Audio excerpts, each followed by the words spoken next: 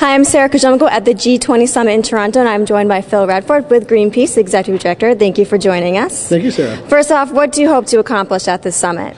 Well, world leaders in Pittsburgh at the last G20 Summit pledged to cut fossil fuel subsidies and start to invest significant sums of money, over $100 billion, in helping developing countries invest in clean energy and deal with the impacts of climate change. And so Greenpeace is here to say to world leaders, stick to your word, phase out fossil fuel subsidies, and help the world move forward for a green, strong economy. When you come to these, do you feel that environmental issues take a backseat to economic ones? Well, environmental issues and economic development go hand in hand.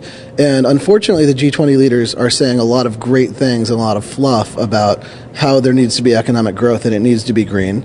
And we know that China and the US and other countries are looking at how to develop and saying the future is clean energy jobs.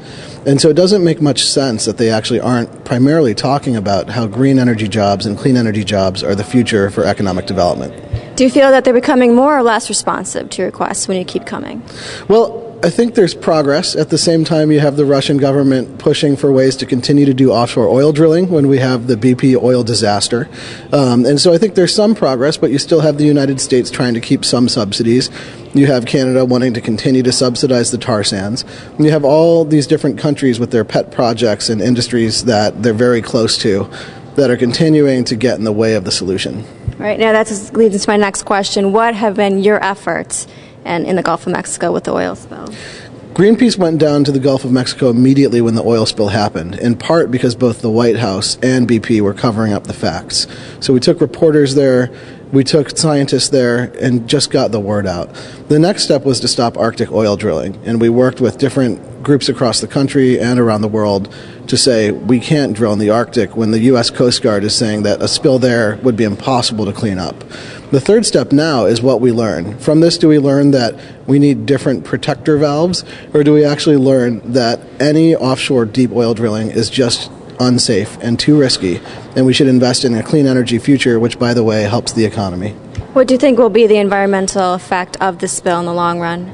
It will be a disaster. We're talking about, for people, tens of billions of dollars lost. We're talking about the fishing industry being gone in the Gulf area. We're talking about the tourism industry being gone. We're talking about huge areas where there's so much methane and there's so much pollution in the water now that dolphin and whale are suffocating. The fishing industry will die. Huge populations of fish will die. This is such a disaster. We just can't afford to take this risk anymore.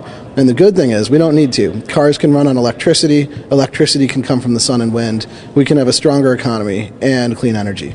If you had a quick, short, brief message for the leaders in their one sentence, what would it be? If I could say one thing to the world leaders at the G20, it would be stay true to what you committed. Phase out fossil fuel subsidies and help the world develop on a green path. Great. Well, thank you so much for joining us, Phil. I'm joined by Phil Radford from Greenpeace, the Executive Director.